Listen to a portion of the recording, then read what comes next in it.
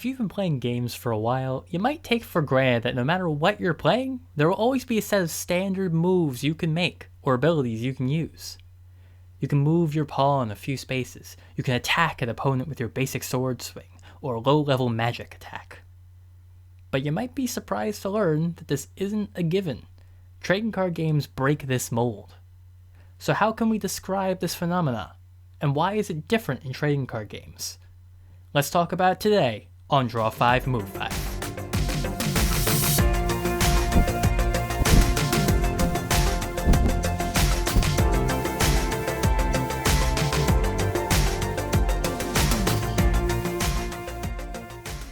Hey everyone, and welcome to the table. My name is Gabe, and this is Draw 5 Move 5, a show where we discuss games and gaming mechanics. At the time this video goes up, I'll be in Pittsburgh for the 2019 Yu-Gi-Oh! North American World Championship Qualifier. It's a tournament for everyone who has earned an invite this season to compete for a chance to attend the World Championship. I've been testing my deck for the last few weeks, and I'm feeling pretty confident. As I was sitting at the table the other day, I drew my opening 5-card hand and laid them down. I looked them over and realized that I couldn't do anything. None of my cards would combo together, and I didn't even have a monster I could summon. I had bricked, a trading card game term referring to an opening hand that's completely unplayable. I've come to realize that this is a unique situation to trading card games. You don't brick in RPGs like Dungeons & Dragons, or video games like Super Mario Bros., Overwatch, or The Legend of Zelda Wind Waker. Mario can always jump on a Goomba's head.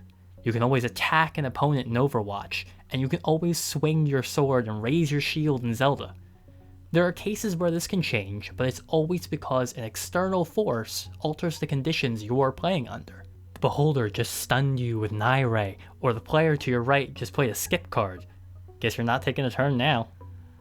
But other than that, games are almost always designed with player agency in mind. If you can't do anything when the game is happening, you'll feel left out and upset, so the idea is to give you a basic set of things you can always do. We can call this phenomena your power floor. Your power floor describes your minimum potential to do something meaningful. It's the absolute least amount of action you can take as a player, your minimum level of empowerment. In most games, this number is non-zero. You can always do something of use. In Dungeons & Dragons, for example, on your turn there are any number of actions you can take.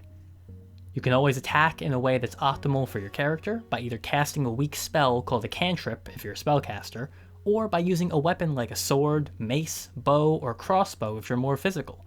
You can even punch with your fist if you really want to. In addition, you can always try to talk to someone. You can try to persuade your way out of a fight, influence a noble to let you see an old family heirloom, or intimidate a kobold into giving you that fresh mug of ale. You can also interact with an object, move around. Tabletop RPGs like Dungeons & Dragons and Cypher System have some of the highest power floors around, since what you can do is really up to your imagination, and none of these actions cost anything. That's very important. They rarely, if ever, require you to use limited player resources to perform. You can bolster these actions with other effects, or use more powerful options, but these moves are always tried and true standbys. They don't cost you anything, and they're always around for you to use no matter what. Video games operate much the same. Let's take something that isn't turn-based. Overwatch, for example. Every character has a primary attack they can make, as well as varied movesets unique to them and derived from their main archetype: damage, tank, and support. Tracer, for example, has a primary pistol weapon that she can always fire, with reload of course, and a variety of abilities themed around movement and jumping through time. Zenyatta is a support, and so while most of his abilities are based around strengthening or weakening other players, he also has a basic attack action where he throws orbs that harm the enemy. Zarya, a tank, has abilities focused on projecting shields to protect herself and allies, but still has a particle cannon she uses for her primary attack. Every character in the game has a base attack as well as a few basic abilities that are both based on their category and them personally. These basic moves make up their power floor, and even if some have slight cooldowns, you're always capable of doing something without cost. This even holds true in board games. One of my favorites, Betrayal at the House on the Hill, involves a group of adventurers exploring an old house. You can always move on your turn, and moving into an undiscovered room will place one from the top of the room stack to the area you stepped in the house. The room may then have an event that occurs or an item you find. Even in a game like this, you still have a non-zero power floor. You can always move since it doesn't cost anything, and moving allows you to find new areas and affect the game in a meaningful way. What's different about trading card games then? Well, TCGs have a power floor of 0. It's possible for you to have nothing to do at any given time and on any given turn. How can this be possible? Remember how I mentioned in all the other examples that their basic moves don't cost anything? That's not true in trading card games. We'll talk about Yu-Gi-Oh! First since it's by far and away the most free TCG in this regard. Unlike Magic the Gathering and Pokemon, you don't need to pay a specific energy source that you need to draw so your monsters can attack and activate effects, or so you can play any cards at all. In Yu-Gi-Oh! The basic rule is that you can only summon a monster from your hand once per turn, called a normal summon. If the monster has 4 stars or less, otherwise known as being level 4 or below, you can do so without tributing any other monsters. So in theory, if you filled your deck with level 4 and below monsters, you could normal summon one monster every turn for 40 turns. However, there are other card types in the game. Spells and traps. These cards don't stay on the field and they can't attack. All spells and traps do different things. Spells can be played right away. Traps have to wait a turn. Meaning there's a lot of variety between monsters, spells, and traps in deck building. And what this means is that most people aren't going to build a deck of just 40 small monsters. Heck, most people aren't going to build a deck of 40 random monster spells and traps in the first place. The modern game, and even the game of years past, would have cards designed to work together for a cohesive strategy. In the modern day, this is usually encompassed by archetypes. But even in the past, there were still deck themes people would build. Goat Control or Beast Beatdown were just examples of this. Alright, that all sounds fine. So how does this game have a power floor of 0?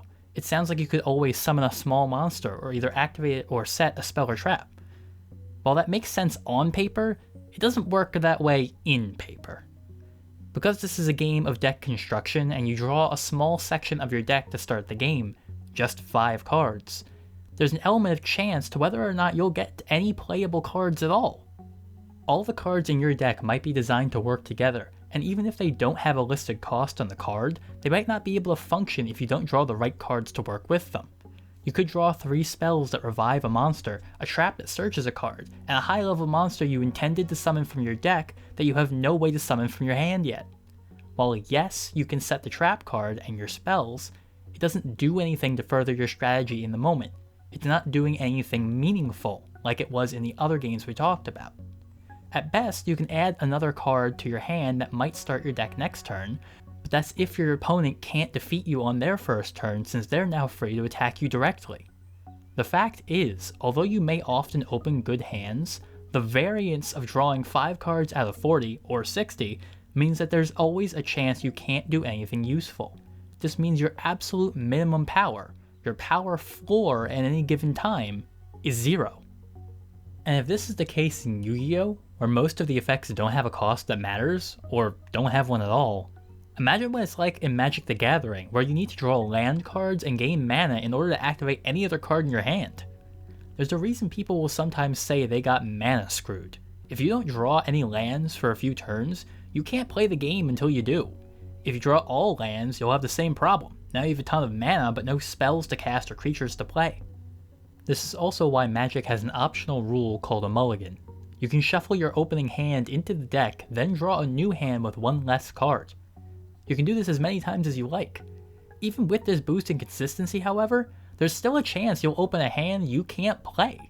So once again, the power floor in this game is 0. And the same is true of the Pokemon TCG, although of all the card games we've talked about so far, it's by far the most consistent.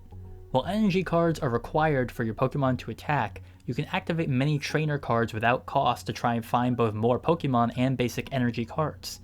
In addition, you're required to have at least 1 basic Pokemon in your hand at the start of the game, so you can mulligan as many times as necessary until you've had at least 1 to start. Yet, despite all of these consistency boosters, Between the evolution mechanics of the game making any non-basic Pokemon useless in your hand on the first turn, the basic Pokemon themselves not being able to search energy, and the fact that this is a card game which includes variants, there's still a chance you'll open a hand where all you can do is put down your basic Pokemon and pass. Your power floor is still 0. What all of this means is that in trading card games, there is no standard, reliable moveset like you can find in most other gaming styles. Because of the card costs and the fact that there's an element of chance to what you draw for your turn, the power floor for card games will always be 0. But as much as it sucks to have the option that you might not be able to play a single card, I don't think I'd have it any other way. The variance and crazy things that can happen in card games because there's an element of luck that other games lack is actually really cool.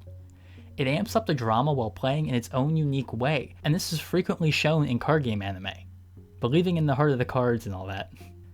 Having the option to construct a powerful deck, become a skilled player, and still be able to leave your final fate in every match up to the whims of chance is exciting, and probably more healthy than gambling. And while it's true that other games have this, any RPG you play with dice can have a similar feel, there's just something unique in the way card games handle it. So the question is, are you willing to give up guaranteed abilities for a chance at excitement? It's up to you, fellow players. Thank you so much for watching. You have my humble and eternal gratitude. What did you think of the conversation? Are there any games you can think of that aren't TCGs but still have a power floor of 0?